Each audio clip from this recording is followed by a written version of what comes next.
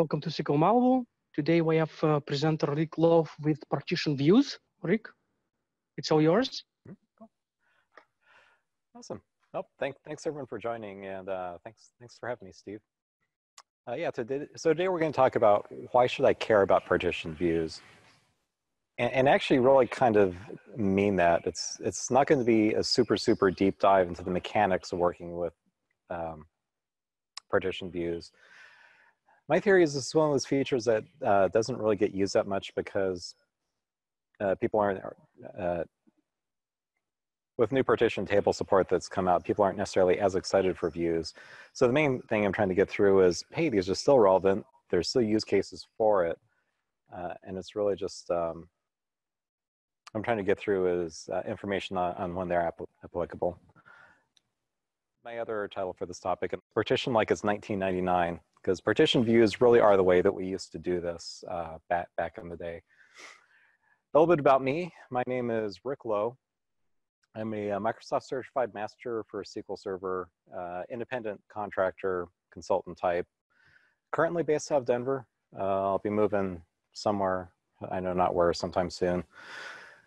I'm on Twitter, sort of, as Dataflow with an E. I mostly just tweet about SQL Saturday. Incidentally, if anyone listening to this hasn't heard about SQL Saturday, it's awesome. There are free events that happen almost every weekend somewhere in the country. Odds are there's one near you. And I blog over at WordPress, again, sort of. I might blog twice a year, really long technical stuff. And so the first thing I like to say up front is I am not here to convince you to use partition views as opposed to partition tables all the time. Partition tables are actually pretty awesome. They cover, probably 80–90% of the use cases for partitioning. So really the takeaway from this talk is if partition tables work for a use case, fantastic, use them, they'll save you some work. But if partition tables will not necessarily work for you, then there is another option. Of course, that wasn't the original message. I like to tell people the very first time I gave this talk, it was before 2016 Service Pack 1. For those of you who, weren't really paying attention back then, that's when partition tables got pushed down to standard edition. Before that, as an enterprise-only feature. So originally, the point of this talk was you're not, hosed if you have standard edition as opposed to enterprise. And then I think literally 1 week before I previewed this talk, they announced 2016 Service Pack 1 was like, oh crud, this is the only time I'll give the talk. But interestingly enough, a lot of people still pick this. So yeah, historical takeaway was, you're not out of luck if you're on 2016. The future takeaway, and I think that's still relevant nowadays because relatively few people seem to have SQL Server 2016 in production. We develop against 2016, we test against 2016, but there's still a lot of 2012, or I'm still finding 2008 in prod. Even after 2016 is in production, of course, the future takeaway is that there are use cases where views still make sense. Okay, so I'm here to talk about partition views. And the question is, of course, partition views as opposed to what? The as opposed to what in this case are the partition tables, which I mentioned in passing earlier. These next 4 or 5 slides will have this red review at the top just to remind you it's not necessarily what I'm talking about. I'm more just covering it to motivate the partition view material. So this slide is kind of a diagram. Oh, incidentally, if anyone has questions, feel free to ask as I go through. I always forget to say that up top. And the other thing I should mention is I have actually been up since about 2 in the morning California time. So this could be an interesting presentation. Anyway, this diagram here kind of shows how partition tables work. In a sense, trying to convey how awesome they are when they do work well. So you have your table. After you partition it, nothing really changes. You continue to interact with your table through the views, usually without modification. Store procedures continue to work, usually without modification. If you have code that directly touches the table instead of going through views and store procedures, number 1, shame on you. But number 2, the code will still work, in most cases, really without modification. But behind the scenes, what's really happening is that your storage is divided up into buckets, and all the heavy lifting is really done by SQL Server. If you're working with partition tables, you do have to set up a partition function to tell SQL Server how you want your data divided. And I showed that with these vertical black lines. I suppose I can get the laser pointer thing.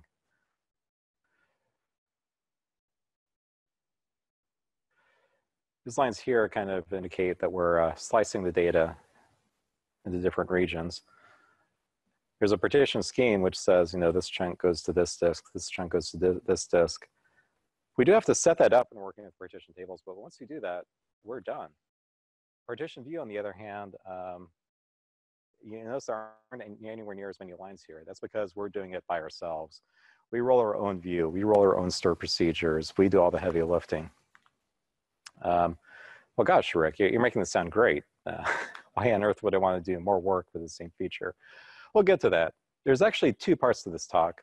In the first part, I tried to build the case that partition views are functionally equivalent to partition tables. You have to work harder for it, but you can do everything with a partition view that you can do with the new popular partition table feature. Then once we've established that equivalence, the second half of the talk will just be talking about use cases. That's where we could talk about, you know, okay, so you have this feature that's functionally equivalent and more work. Why on earth would I want to use it? That comes at the end. Okay, so before we get there, one more review slide. When I keep saying partition tables are awesome, specifically, what do we mean about it? What is it that makes people so excited about partitioning? In the case of partition tables, really the awesomeness is, as I mentioned, it acts like a normal table. You don't really have to change your code much, which is really cool, and that's why that's such a popular feature. The real magic behind them is that behind the scenes, the data is broken into multiple partitions. That does a really, really cool thing for you if you're kind of on the operations side or working with business intelligence.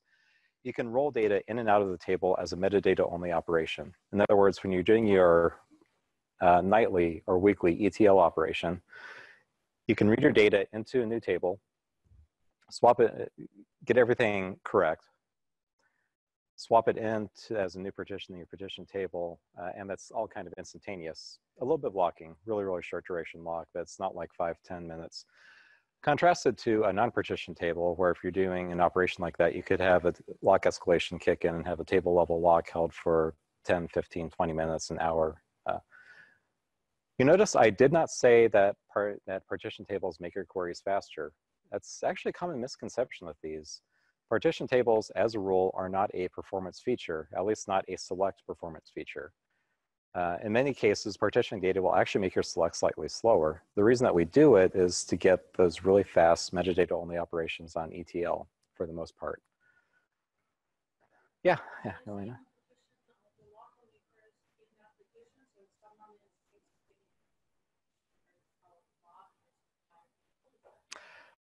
Yeah, so the question was, for those in line, the question was, so am I saying that the lock only happens in the partition? Unfortunately, I wish I could say that. By default, you still get the table level lock.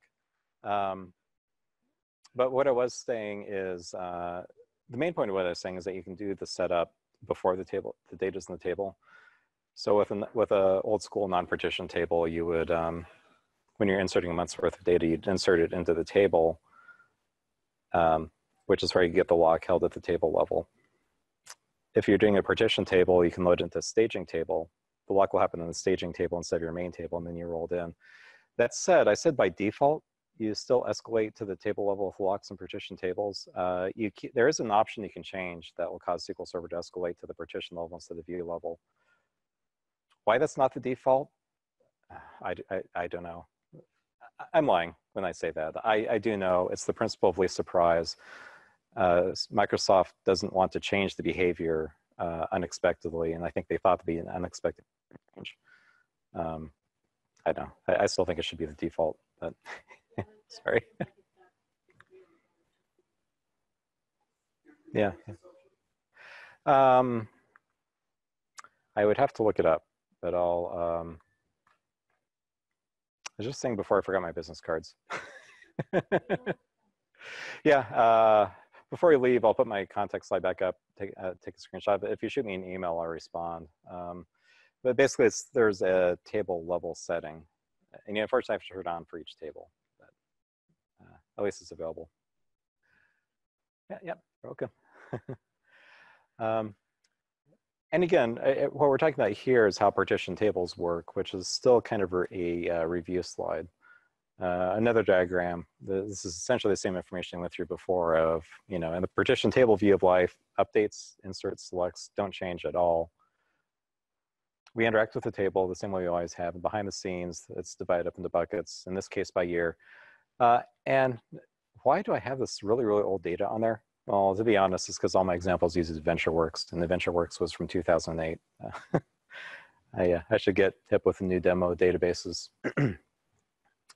So that was our review of why partition tables excite people. So now the next question is, can we do the same stuff without partition tables? Yeah, we can. So when we're working with partition views, it's almost the opposite of partition tables. So partition tables are very, very top-down. We build our table, we tell SQL Server how the storage works, and SQL Server does the heavy lifting behind the scenes. Partition views are more of a bottom-up. So at the partition table, we have our table at the highest level and partitions beneath it. The partition view, we actually build individual tables, which will be our storage buckets. And then we build the view on top of that, working our way up towards the root. I didn't mention this when I was doing the review of partition tables. One of the requirements with partition tables is that when you roll in a new partition, indexing has to be the same. And you also need some check constraints so that SQL Server knows for sure without having to scan the data that the specific range is in there. With partition views, you actually don't have to create those check constraints. For reasons we'll discuss later, I actually say it's still a tremendously good idea. As I mentioned on the slide, typically you do create check constraints on the tables after you build them. Yep, Steve.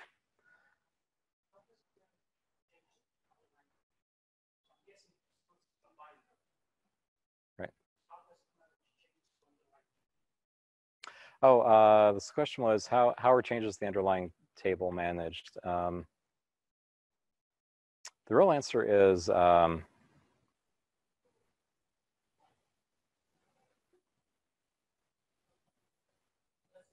yeah. Yeah, so the answer for partition tables, the answer is pretty much the same way you do it today. So if you want to create a new index on a partition table, you just kind of use the create index statement, the same way you currently do. You do need to be careful. I shouldn't go down that rat hole. There are things you have to be careful about. You have to be careful that the index ends up being partitioned the same way as your table does. But for the most part, it's still just a table. The view is more interesting because the underlying tables inside a partition view can be different. So in a partition table, every partition has to be the same, which is why I can still do these operations at the top level. For partition view, the bad news is, we're skipping ahead a little bit here, but the bad news of the partition view is if you want to change a column data type, for example, you have to go in and change it every place throughout the view. The good news is it can be different. You might not want to do that with the data columns, but indexing, for example, it might make a lot of sense to say that, my most recent 3 months of data should be indexed differently than data from 10 years ago. You can do that with the partition view. You actually cannot do that with the partition table, at least not easily. So in creating one of these views, we start by building tables kind of at the lowest level. We stitch them together with a view, and I'll show an example of that shortly. And then we have to go in and modify our create, update, and delete procedures to be aware of our partitioning scheme and to put the data in the correct place. Sort of. I put an asterisk there because I'm actually lying to you when I say this. What I'm really saying is, in my opinion, you should go in and modify all of your CRUD so that it's aware of your partitioning scheme and it puts the data in the correct place because it knows where it goes. Strictly speaking, you don't have to do this. SQL Server will let you insert, update, and delete into a view, as long as the view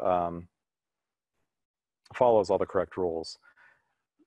It's just as someone more on the DBA side, that makes me extremely nervous, because what happens if we create a new partition in our partition view, or a new table in our partition view? It doesn't have the check constraints quite right, and then updates don't work on our partition view. We may have just lost the ability to insert new data in production. So that's part of why I kind of advocate not inserting into views. Yeah, which is really what this next slide is saying. So again, Rick's in Rick's world, create, update, and delete stored procedures should always be updated to be aware of your partitioning scheme and tables in partition views. SQL Server world, you can actually skip that step if you want to run with scissors.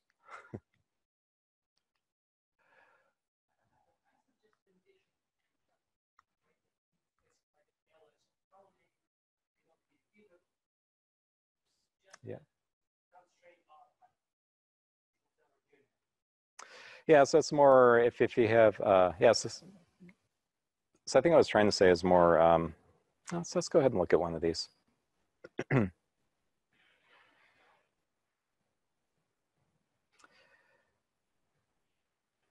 So for here, I have, what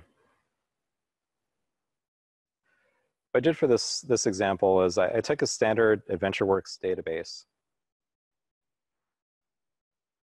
I enlarged it following ages and ages ago. Jonathan Cahias from SQL Skills wrote a blog post on how to make AdventureWorks big enough to be interesting.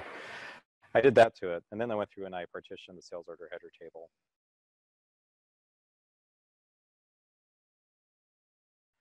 So when we talk about partition views, this is really kind of what we mean. Yeah, a typical example of this is just you have your select from one table, union with select from another, union with select from another. So what I was really saying is if we have all the correct constraints in place, you could insert to VW sales order header data from 2006, and it would go to the correct table because SQL Server knows where it goes. But I would further say that that's probably a bad idea to rely on SQL Server knowing where the data is supposed to go. Yeah.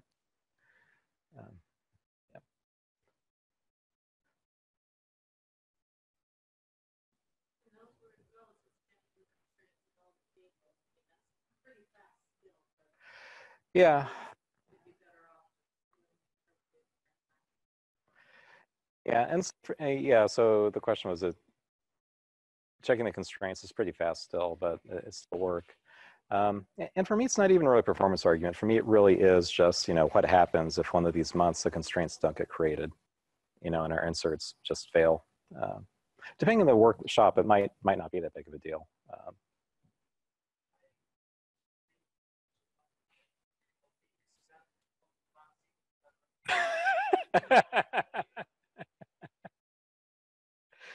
Yeah, so tomorrow morning I'll wake up to a link on Twitter of Rick said, "Don't rely on SQL Server."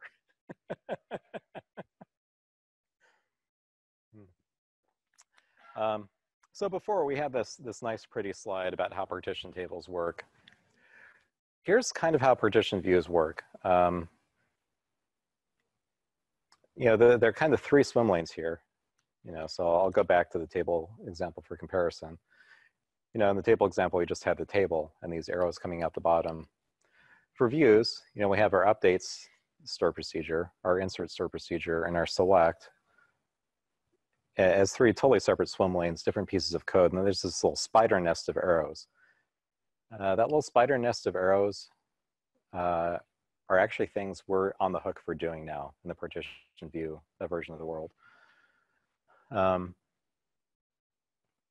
then below it, we have our individual tables that these store procedures and views are interacting with. In other words, your partition view needs to be aware that there's a 2005, 2006, 2007, and 2008 table. In the worst case, your create procedure might also have to be aware that there's a 2005, 2006, 2007 table. In the worst case, your insert and deletes and updates all need to be aware of that. But I keep saying in the worst case, the vast majority of the time we're partitioning on time-based data. How often, in most applications, we don't necessarily go back and update data from 2006. So on this next slide, I kind of make the case that, well, yeah, worst case scenario, you have this like spider nest of links.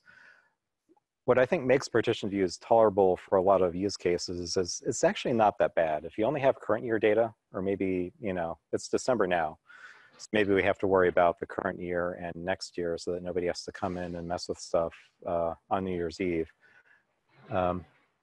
No, it's still 1 or 2 arrows for each of the stored procedures. The view is going to have to know about all the tables, but you can really, really reduce the number of links you have to maintain yourself. So I won't spend too terribly much time on this, but let's see a few quick examples. So we already kind of looked at what a partition view actually looks like, and that it's really boring and uninspired. But you know, it's easy to follow. It's just a giant union all statement. So let's say that we have a new year's worth of data, or we're gonna have to start recording. How do we do that? First, we would create a brand new table. Because this adventure works and the schema is horribly complicated, I kind of cheated and have my create statement set up ahead of time. But here, I'm going to create a new table, sales order header 2018.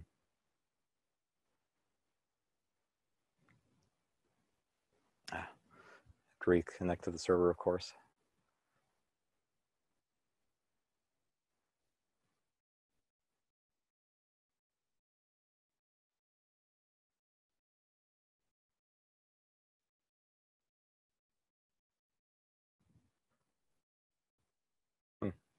I forgot to delete it before doing this demo.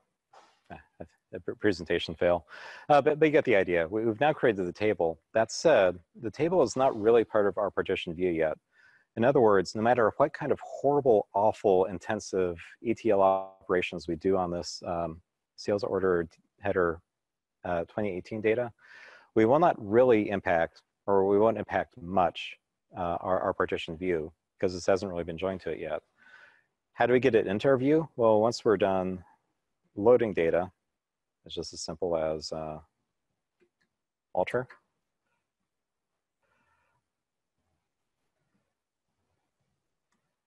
Copy, paste. New table name. And that's kind of it if your schema is not changing over time. So at this point, our table's been joined to our partition view for select purposes. Are we done yet? Not quite. Because remember, we have to insert data. So before we start actually getting 2018 data coming in, I was in the right database already. I also create a stored procedure down here called sales order header create.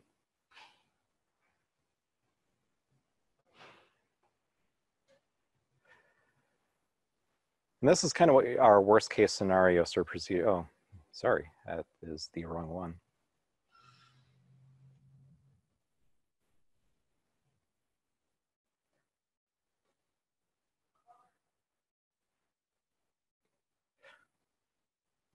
This is a good example. Darn you.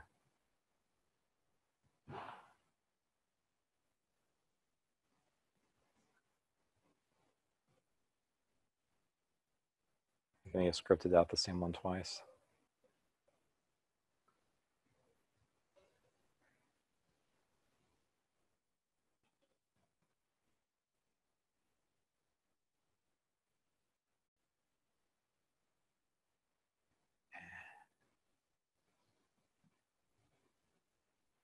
Apologize for the dead air.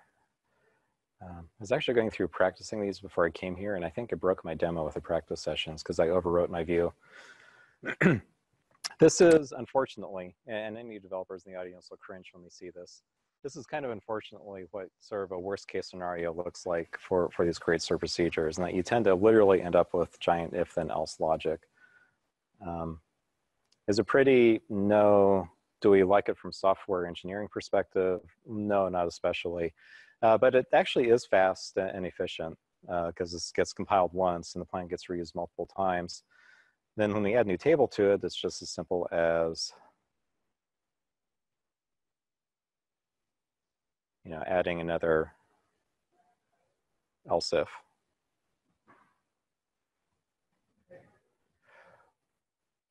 And of course, would we actually literally do this? Is someone going to come in once a month and actually sit down, script out 4 or 5 stored procedures in SQL Server and edit them by hand? No, of course not. This stuff is really kind of boilerplate. It's reproducible. You'd have SQL Server agent jobs to do this work for you.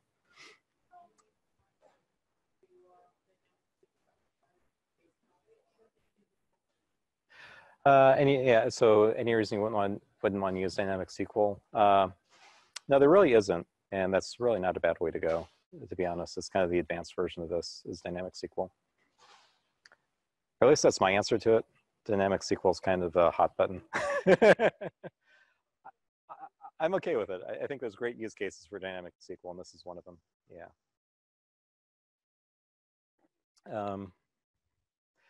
I guess the concern with dynamic SQL would be if it was a really, really, really high frequency operation, you might eventually have just a string concatenation eventually being too much work, but it's surprising how many inserts you can do before that gets to be a problem. Yeah.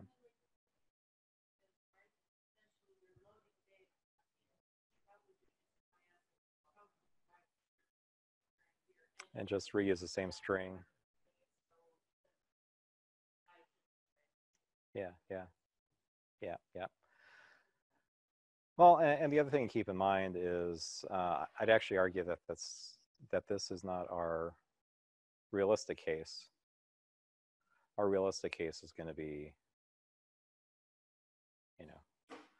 this. We have new data coming in. The new data is going to be from 2018, so that's really the only data we have to worry about. Yeah, sure, we might have historical data that comes in that got missed that we have to load, but if that's an unusual operation, it's not unreasonable to say it's special.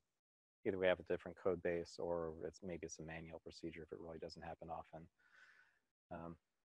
And if this is all you have, then it's really just a matter of, change the table name, once a year. Cool.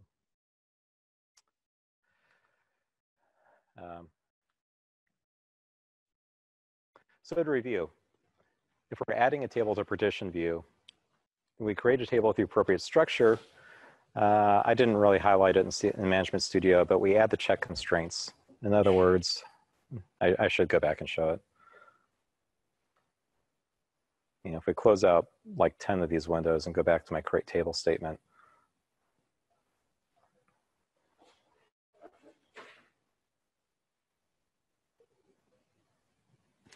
we have these constraints, this check constraint at the bottom that's saying, by the way, to be inside this table, the order date really must be between January 1st, 2018 and before January 1st, 2019.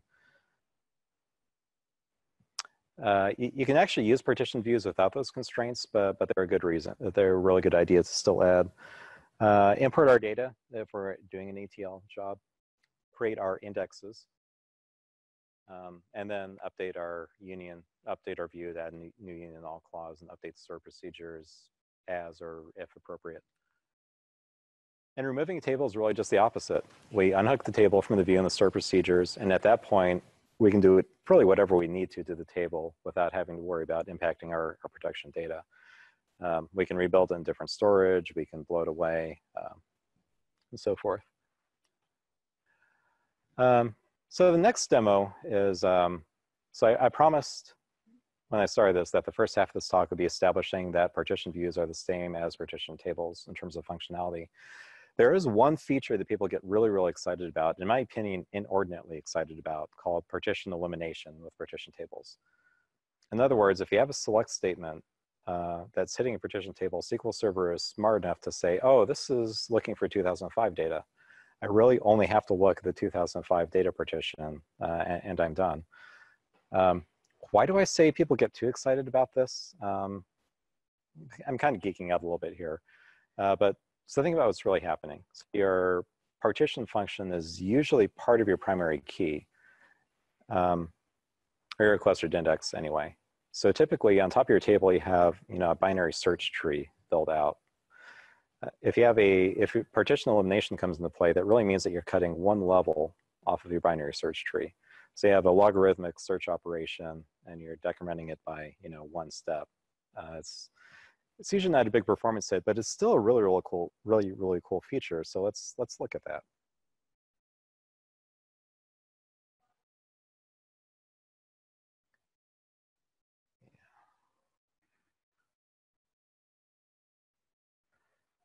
So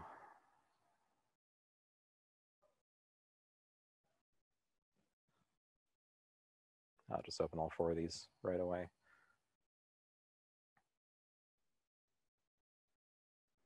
So I said before, the way I created the partition view database is I took AdventureWorks, I made it big, and then I partitioned one of the sales order header tables. I actually did that twice. So I did that as a partition view. And then for comparison purposes, I did the same thing with a partition table. So this first one is querying against the AdventureWorks 2012 table part, the table partition version of this. So what I'm going to do is I'm going to turn on actual execution plan and run this.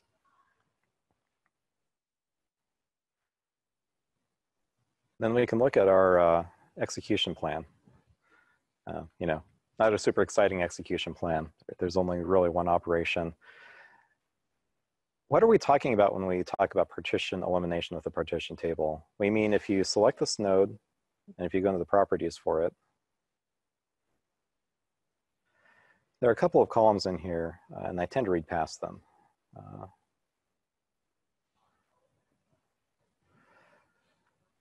In the case of partition tables, some operations will have an actual partition count and an actual partitions accessed. So these two right here. So in this case, for those of you watching online, it's the kind of gray columns right underneath the actual number of rows column. So here, when I say actual partition count of 1, that means to satisfy this operation, we didn't actually really look at all the partitions in the table. We really only looked at 1. And specifically, we looked at partition number 3 when we did this. Okay, so that was kind of cool. But looking at people who are more on the application developer side, I'm cheating when I do this. This is not a realistic select statement, at least if software is working with us. Anyone see it? Exactly, yeah, this is an ad hoc query. There's no parameter, and everything nowadays is parameterized. Okay, so we'll just make this a little more complicated. If anyone hasn't seen it before, SP execute SQL lets you do parameterized SQL inside T-SQL. The main reason I'm doing this instead of dropping to C# is just, everyone is going to know T-SQL. So what this is doing, it's actually exactly the same query. So we're still selecting sales order ID from sales order header where we have a specific order date. But the SP execute SQL takes 3 arguments. The first one is a query to run. The second one defines our parameters. And the third one is the actual parameter to use. So if we run this as a parameterized query, just to establish that I'm not completely cheating, well, we'll see that we get the same thing. So same kind of uninspired execution plan. If we go back to our properties window,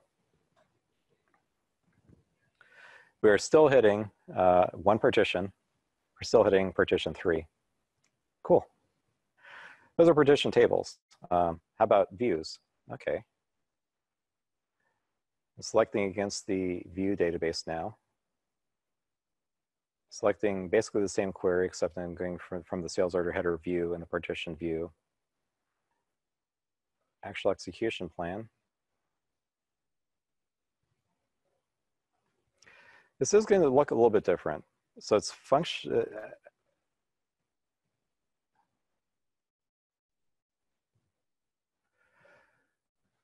In a way, it's actually easier to see the table elimination kicking in for partition views, because here we have a really similar looking plan. We have a solver clustered index seek operator, but we can see here we don't even really have to jump into properties. We can just look at this and say, I know there's like 5 tables in that view, but we're only actually hitting the sales order header 2006 table. We've eliminated all the others from consideration by inspecting the date range. Okay. So at this point, I can say they're equivalent, right? Oh, I'm still cheating. I'm cheating in exactly the same way I did for the partition table case. So yeah, for the sake of completeness, we'll go through, we'll be formal, we'll do the same query. Partition view database, we're selecting from our view for a specific order date. As for the execution plan, we'll run it. And as you can see here, we get exactly the same execution plan. Oh, shoot. I should practice this before I came up here. No, just kidding. Yeah. I knew this was going to happen. This is the cool part. I think it's cool. Okay. So what is happening here? Why are we getting a different behavior for the parameterized query than we did for the ad hoc query? The same reason the parameterization matters. It's because the plan has to be reusable. So in a parameterized query, it comes into SQL Server compiles it once, optimizes it for the specific parameters you specified the first time, but it's a pack rat. It's going to take that plan and hold on to it forever. Well, not forever. Hold on to it until the indexes change or the statistics change or it needs the space for something else. Because it reuses that plan for different parameters, that means the plan has to be general enough that it will work for any value passed in. Well, okay.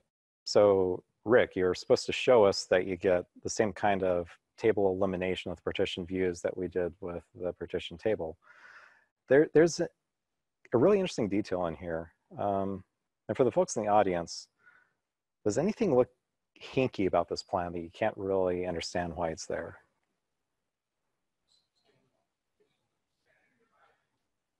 Yeah. So it is weird at scanning all the partitions. Yeah. Some of the front row is seeing it. There are these filter operators between each table. So here's one of them. So what's up with these guys? Let's take a look at one of them. So I'll select one of the filter operators and go into properties. If we peek at the properties, there's this thing called this startup expression predicate on these filters. And so for example, here I'm looking at the 2005 table. If I pull open the startup expression predicate, I see that the predicate is date greater than or equal to January 1st, 2005 and less than January 1st, 2006. So the meaning of a startup predicate is basically that portion of the execution plan will not be evaluated unless the predicate evaluates to true. In other words, kind of dynamically on the fly, based on the actual values of the parameters, we're trimming out parts of the execution plan that we don't need to go down. It's maybe not quite as sexy as just being able to look at a property and say, oh, I only hit one partition in the partition table case, but we're still getting the same kind of functionality. We're still not going to be hitting all 5 tables, looking for the value if we only need to look at one. So there's one other detail here. Where did that expression predicate come from? Yeah, check constraints. This is why check constraints matter. If you don't specify check constraints when you're doing partition views, you don't get these expression predicates inserted into your plan, and you'll end up hitting all of your tables when you do your select. As I said before, that might not actually be as big of a performance hit as you think it is, but it's still better to not hit the tables than it is to hit them. If you're really, really rigorous about putting the check constraints on all of your tables, you'll get these predicates in your plan. And incidentally, it's not just for date ranges and partition views. Kind of, in general, I would argue this is the really exciting thing about check constraints. Sure, data integrity is a good thing, especially on the DBA side. We want our data to be good in our database, and check constraints help us do that. But there's also a role distinct performance benefit from putting constraints in your database because the optimizer is smart enough to use them. Same thing with unique indexes as opposed to non-unique indexes. Kind of stepping on a slightly different soapbox, if you have an index that is unique and forget to put the unique keyword on there, you might actually see worse performance on your queries than you would if you gave SQL Server the extra information that, by the way, I promise this is unique. You'll only ever get one row out of it.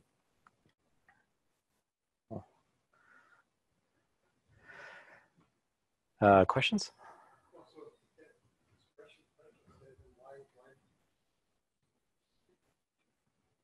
Oh yeah, so if the expression predicate is there, why are we seeing it in the execution plan?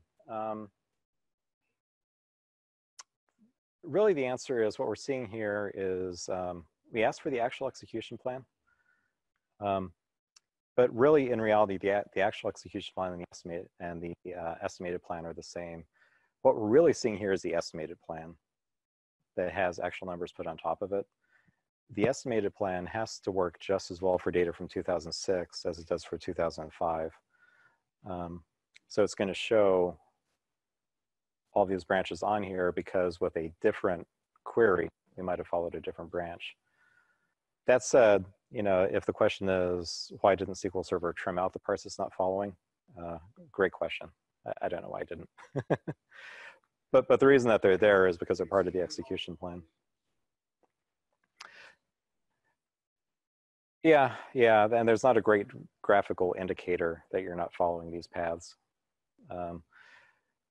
So logically, it looks like you're scanning all the paths, but in reality, when you scan these paths, you get as far as this operator here, and then stop for most of the branches. Yeah.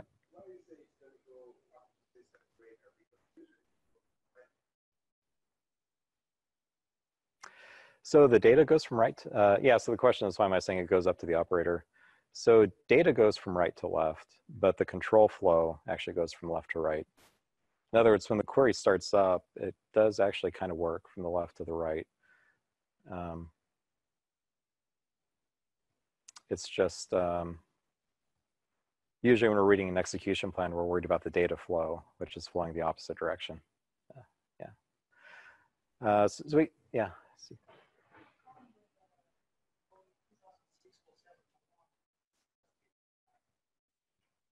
Oh, yeah.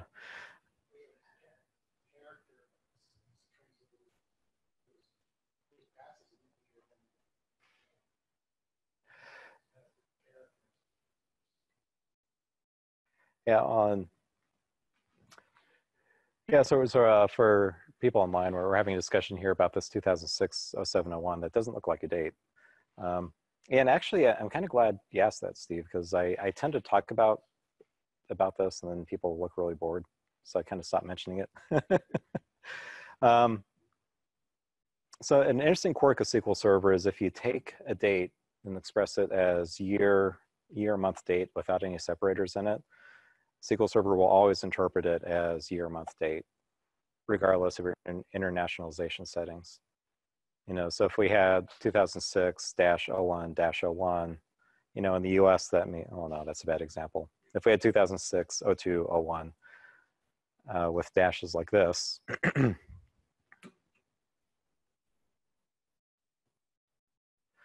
we specify the date like this. Of course, in the United States, that's July 1st.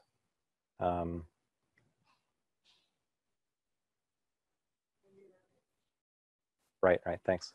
I was actually trying to convince myself that's really true. Yeah. Mm-hmm. Yeah.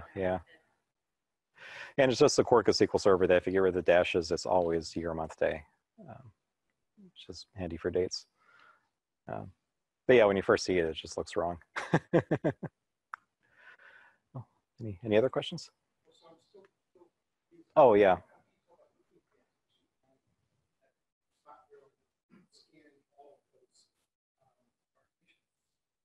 Yeah. So how can you tell by looking at the execution plan it's not actually scanning the partitions? You actually can't tell by looking at it.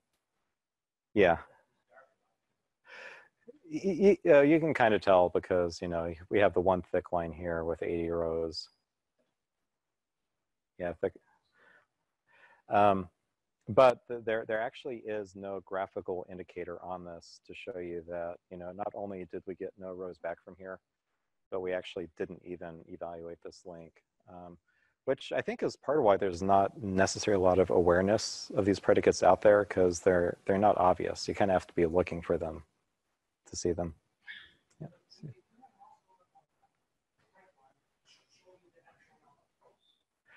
Yeah. So if you mouse over the pipeline, it does show you that 0 rows actually came in, but there is a little bit of a distinction. There's a distinction between seeking the table and returning 0 rows, as opposed to not even bothering to seek the table. I guess I'm asserting, and you might have to take it on faith from me, that it's actually the latter, that because of the startup expression predicate in here, we're actually not even seeking to the table, but there is no graphical indicator that that's what's happening. So we actually have to look at the plan to verify it currently, I believe. In principle, they could do something to illustrate it. I'm just not aware of any tool that does. And I think that's part of why we talk about partition elimination on partition tables all the time and don't really talk about table elimination on views, because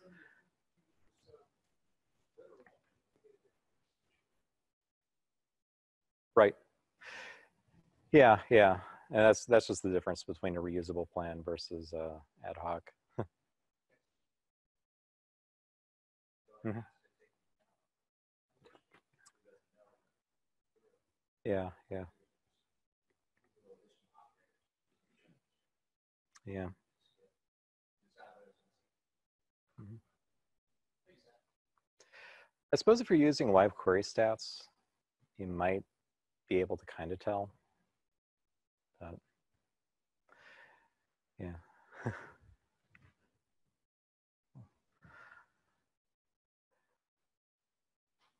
Well, I haven't seen what Century One Plan Explorer does with this. In principle, there's no reason a third-party vendor couldn't show an indicator. I'm just not aware of any that do. So anyway, just a review slide on what we just saw in that last demo. That you know, we talk about partition tables, eliminating partitions when a query is evaluated. With partition views, we have the same mechanism really. Tables are eliminated if they aren't relevant by these expression predicates and check constraints. Okay, so at this point, I've probably made the case that partition views can do all the same things partition tables can. We just have to work harder for it. So it brings back the question of, well, yeah, that's a ton of work. Why do we want to do that? Well, here's the use cases. Of course, the big one, if you don't have 2016 Service Pack 1, and it's really more if you don't have 2016 Service Pack 1 in production, because I'd hope nowadays we all have it on our desktop. If you're on standard edition, you didn't have partition tables. I think it still matters today because we have people that don't have 2016 in prod yet, but another year or two and that probably won't be a factor anymore. Partition tables are only a horizontal partitioning scheme. I'll have a slide on that briefly, but that with a partition view, you can actually partition either horizontally or vertically. Statistics get tracked at the table level, even with partition tables. And again, I'll have a slide on that, but in essence, you can get a better picture of your data distribution of the partition view than you could with a partition table. Yeah, I can actually go ahead and skip ahead.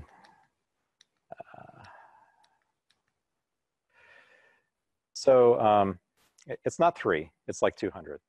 But behind the scenes, for basically every column in your database, SQL Server will automatically build a histogram of the distribution of values. So we'll randomly pick 3 points, put them on a piece of graph paper and said, you know, based on this data that you have, what assumptions would you make about the data? You know, and I promise it's not a trick question, but what would you say you expect this data to do? That's, you know, it's going to be a straight line. We have 3 points here. This is the line that fits through it. But if we had a little bit more information about our distribution, if we had more than those 3 points to work with, we might actually see that this is the shape of the data. And if you watch as I switch between these, you know, the 3 points are staying the same. We're just inserting more values between them. So the same thing can actually happen with your tables. If you have a single table, whether it's a partition table or non-partition table, as you add more and more data, you might eventually get to the point where 200 points in your histogram just doesn't tell you enough about the distribution of data for it to be useful. If you have a partition view, you get 200 histogram steps per table, so you get much better resolution into your data.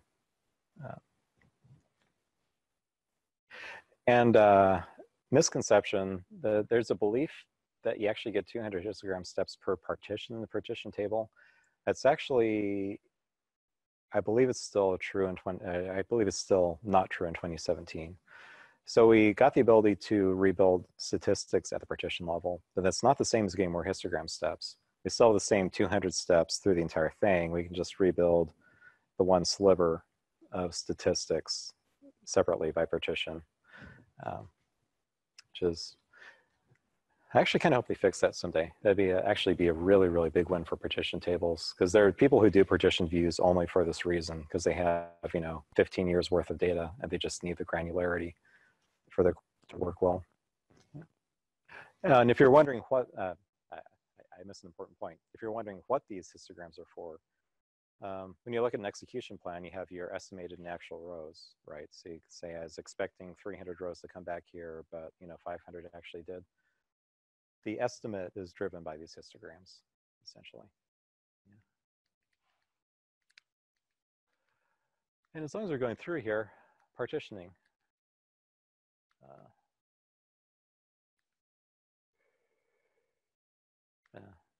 I should be disciplined. I'll finish off this slide and then I'll move through vertical and horizontal partitioning. We mentioned in passing, indexing is defined at the table level. In other words, if you have a partitioned table, you can't have different indexing for the most recent 3 months than you did for 5 years ago. Well, okay, you could. You could use a filtered index and say that I only want the index bill in the most recent 3 months. But you still have to go through and define that index on all of your partitions before you roll them in, which if nothing else is a huge pain. With partition views, you can actually have different indexes on the table. Could be a good thing, could be a bad thing, because you could get completely different plans for old data. In partition tables, partitioning can only occur on one column, and that column cannot be a computed column. It has to be a real column, unfortunately.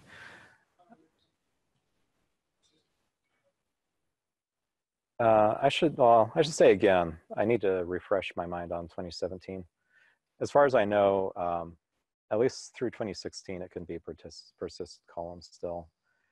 I don't think there's a good technical reason it can't be a persisted computed column, so they might fix that eventually. Oh, wow.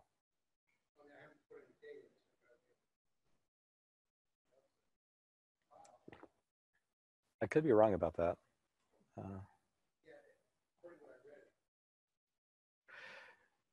Yeah, well, it would have to be persisted because that's to go to the disk. But yeah, it's possible they may have removed that limitation and I just didn't realize it. But you can only actually partition a table on one column. You can't take 3 columns together and partition them. You actually could with a view have much more complicated partition functions.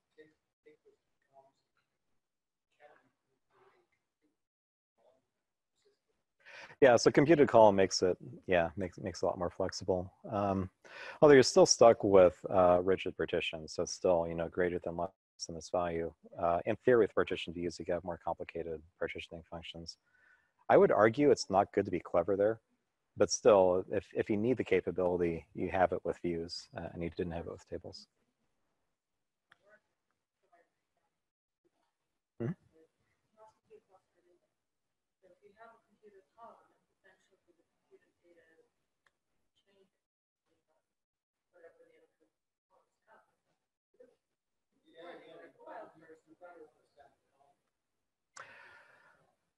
Well, and if you want to get really complicated, technically you don't have to partition on a clustered index. In reality, you should. You want to. Bad things happen if you don't, but technically. Yeah.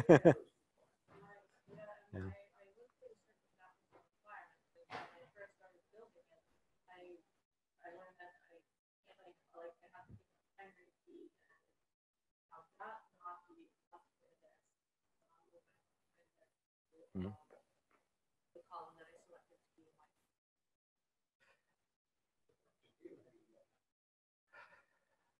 Yeah, well, and again, I could be off there because, well, the other thing is your non-clustered indexes are partitioned the same. Yeah, so your non-clustered indexes should be aligned. So the code is at least capable of partitioning on something other than what's in the index. But yeah, I'm probably wrong. And actually, I'm happy if I'm wrong about that and it has to be clustered because it'd be horrible to partition on something that wasn't your clustered key. It would be horrible, yeah.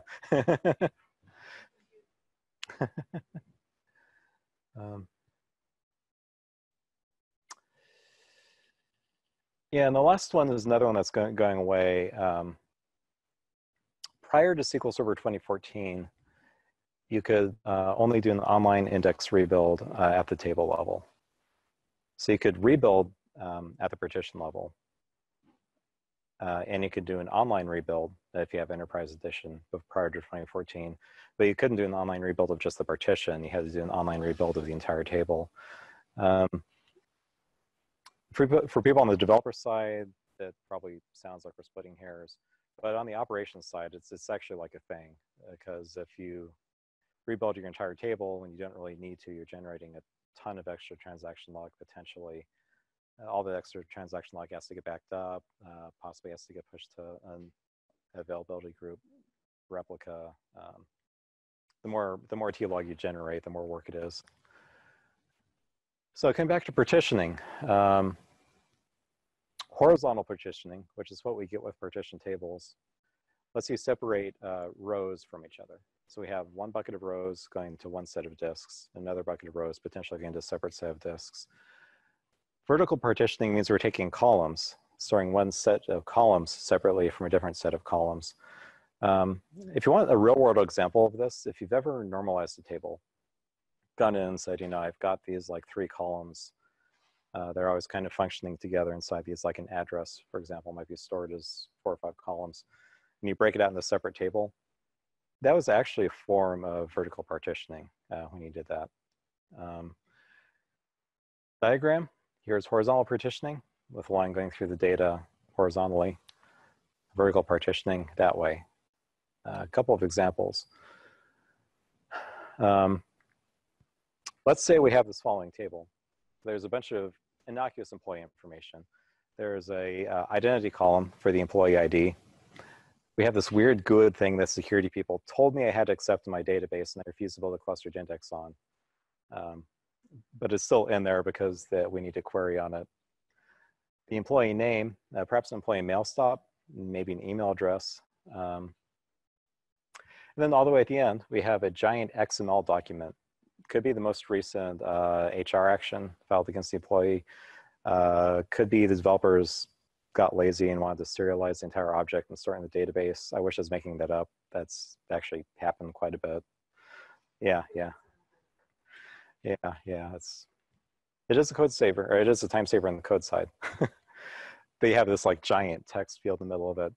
And let's also say in this particular case, somebody decided they didn't want to use numbers 1 through 5 to evaluate employees. They wanted to use emojis. And the person who developed this feature thought it'd be really cool if you didn't have stock emojis, if you actually could copy and paste any graphic you wanted to. And by the way, these aren't file names. These are actually bitmaps in the database. So in general, the columns to the left of the ellipses, they're kind of small. They may be variable length, like the names will be variable length, but they're not huge. They don't take up a lot of disk. We aren't going to mind sending these to our all-flash array storage. Stuff to the right of the ellipsis is different. It's big, it's blobby. We probably want it going to magnetic disks if we still have them around. And we want to do everything we possibly can to discourage people from querying these columns.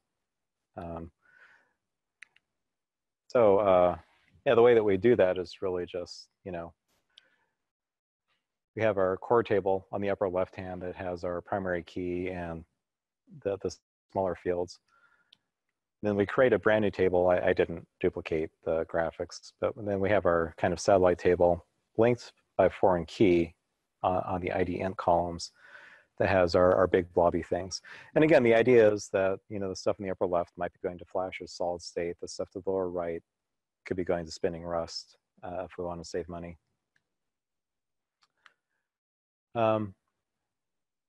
Anyone else think of other cases where you might want to do this?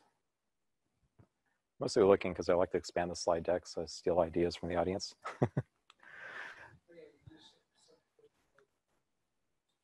Yeah, so some fields are used more frequently than others. Kind of going back to the storage argument, that stuff you access all the time, you don't mind putting on expensive storage. There's also a security case to be made here. You know, so we have our employee ID, employee name, employee mail stop, et cetera. All that stuff could go in an online phone book. I don't know if people still do this. I don't know if we've gotten that sensitive about security, but it used to be, in most companies, you used to have an intranet page. and go look up, phone extensions for any employee at the company. Sure, that's fine, but the same database might have social security numbers and salary information, and you most definitely don't want that going out on the company intranet. Sure, SQL Server 2016 and above supports masking, so you can tell SQL Server to hide the social security numbers by default if you trust the masking feature to work the way you want. But it'd just be really a lot more satisfying, especially when auditors came in and you had to explain to auditors why you're letting people query this table and you promise they won't see social security numbers, if we could actually just secure them separately.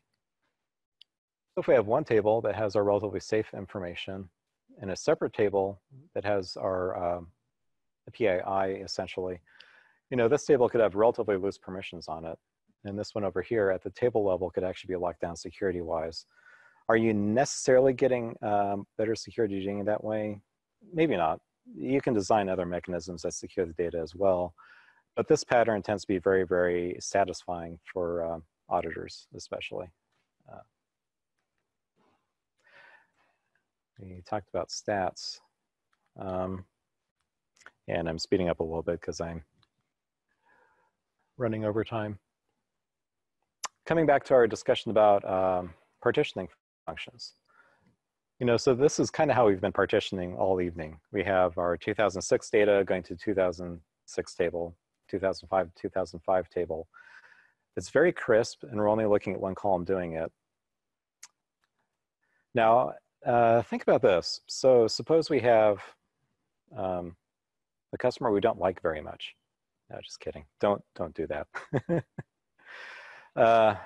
We shouldn't say we don't like the customer. Let's say we have a customer who comes to our company and says, we know you have a set price for your service. We would actually like to increase by tenfold the number of transactions we do with you, but we only want to give you 5 times the money. It's okay with us if you slow our data down because we know we're asking for a lot. How do you approach that? So storage-wise, if we wanted to say, all the new data goes to the SSDs except this one client's data, which we want to go to the cheapest storage we can find, not just magnetic disks. We want to go to the salvage warehouse, get the oldest disks we have lying around, just put everything together in a big pile. So if you can partition on persisted computed columns, sure, you could do that. Another way you could do it would be to actually check multiple columns. So if it's 2005, we're probably going to the old slow data, 2006, same. For 2008, there's a second choice. So what year is it? 2008. Okay, next question. Is it a premium customer or is it a slow customer? If it's a premium customer, send them to the fast storage. If it's a slow customer, send them to the default, or send them to the spinning rest. What would that look like? It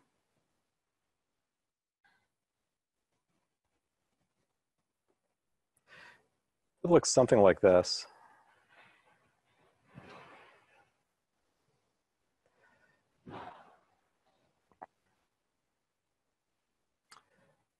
Hit it backwards. This should actually say, 2018, because the example is with new data. But yeah, so it, or yeah, less than makes no sense. Don't type in a demo. So if the order date is after January of this year, and the account number is the account number of the customer we don't like, I mean the customer with a really, really high transaction rate, send it to the sales order header, slow, really, really darn slow spinning rust table. Otherwise, we follow the rest of our logic.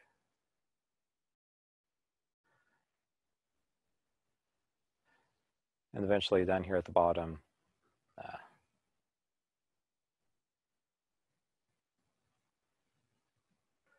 you go to the normal table where the other clients go.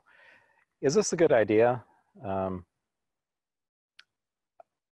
wouldn't design something this way from the ground up for sure. It feels like it's getting a little bit too clever. and it feels like you're doing more computation in the create stored procedure than you should necessarily have to, I would never set out with the intention of doing this. But if you have something you have to change on the fly, like, hey, the situation came up, we don't have time to get a new code release out, can we just like tweak the stored procedures to make this happen? You have the option if you're using partition views. It's harder to do with partition tables.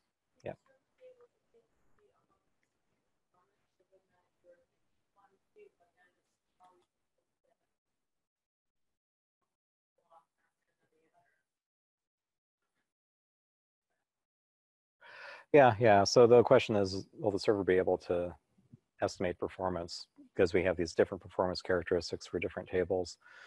I think really the answer is when we have, I hope I still have it open.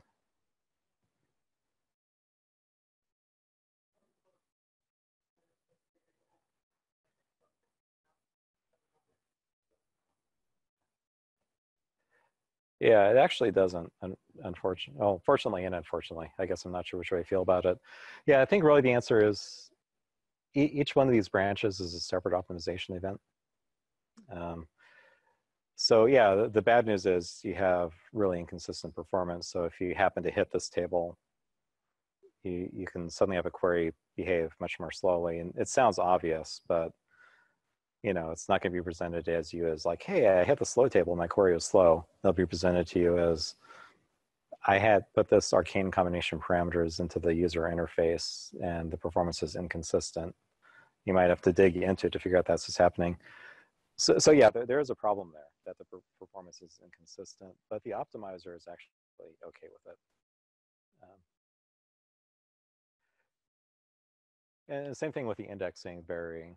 If the indexing is different, you'll tend to have different performance in each one of these branches, but each branch is kind of optimized separately. So it'll do the best it can with the indexing you have. Well, good question, Erica.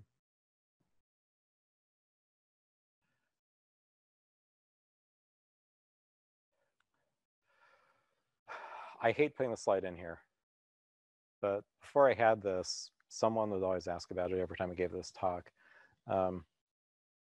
We used to have these things called distributed partition views. I haven't seen one of these for a while, which makes me happy.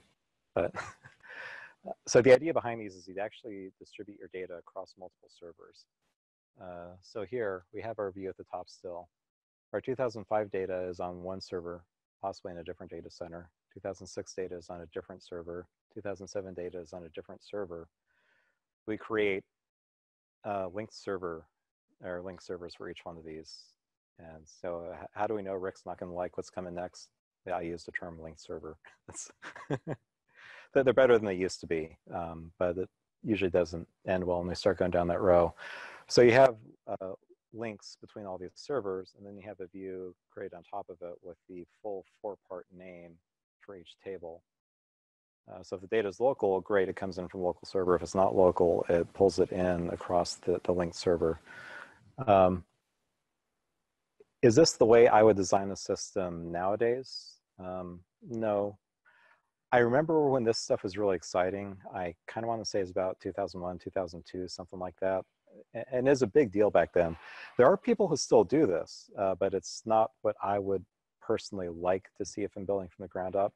But this is another one of those where the point is it works. You can do this with a partition view. You can't currently do this with a partition table. StretchDB is maybe kind of sort of starting to give us something that looks a little bit like this. But StretchDB doesn't really stretch, you know, that far yet.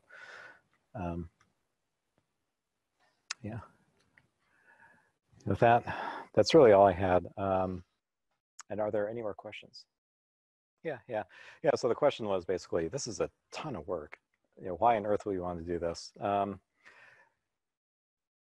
My view is partition tables are great for like 95% of the use cases.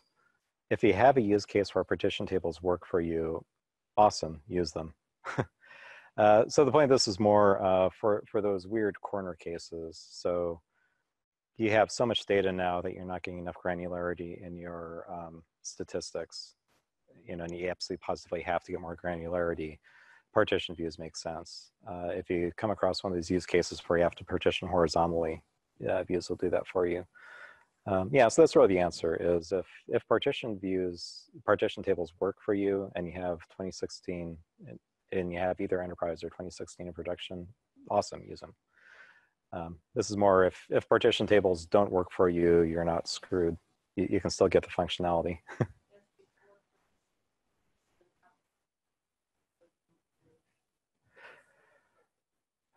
Yeah, prior to 2016, if you had standard edition, partition views were really the only way to partition. It used to be an enterprise-only feature. Partition tables used to be an enterprise-only feature. Cool. Any others? Awesome. Well, thanks for coming or tuning in. Yep, thank you.